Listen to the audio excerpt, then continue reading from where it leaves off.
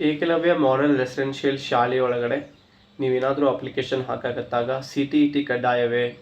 ಇಲ್ಲ ನಾನು CTET paper 2 pass ಆಗಿಲ್ಲ, TET ಪಾಸ್ ಆಗಿದ್ದೀನಿ, ನಂದು ನಡೆಯುತ್ತಾ ಅಂತ ಬಹಳ ವಿದ್ಯಾರ್ಥಿಗಳು ಕೇಳ್ತಾ ಇದ್ದರು.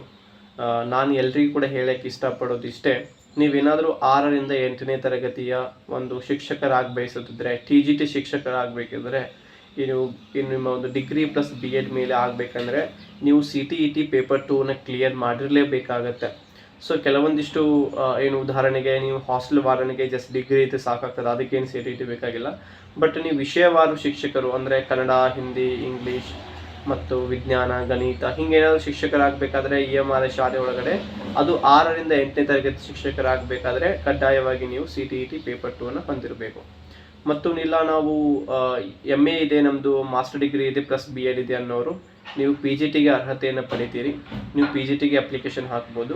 ಅದು 9ನೇ ತರಗತಿಯಿಂದ 12ನೇ ತರಗತಿವರೆಗೆ ನೀವು ಶಿಕ್ಷಕರಾಗ್ಬೋದು. ಐ ಹೋಪ್ ಇವತ್ತಿನ ಈ ಒಂದು ವಿಡಿಯೋ ನಿಮಗೆ ಪರಿಣಾಮಕಾರಿ ಉಪಯೋಗ ಆಗ್ತದೆ.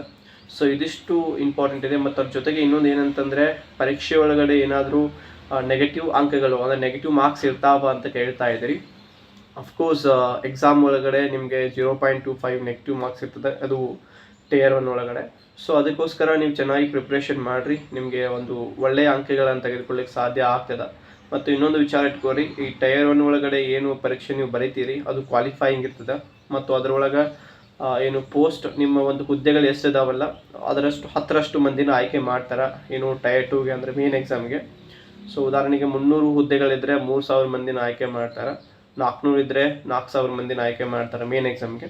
ಸೊ ಇದಿಷ್ಟು ನಿಮ್ಗೆ ಗೊತ್ತಿರಬೇಕಾಗುತ್ತೆ. ಸೊ ಐ ಹೋಪ್ ನಿಮ್ಮದು CTET ಇಲ್ಲ ಅಂತಂದರೆ MA ಏನಾದರೂ ಮಾಸ್ಟರ್ ಡಿಗ್ರಿ ಆಗಿದ್ದರೆ ಪ್ಲಸ್ BEd ಆಗಿದ್ದರೆ ನೀವು PGTಗೆ ಅಪ್ಲಿಕೇಶನನ್ನು ಹಾಕ್ಬೋದಾಗಿದೆ. ಅದ್ರ ಮುಖಾಂತರ ನೀವು ಕೂಡ ಬರಿಬೋದಾಗಿದೆ.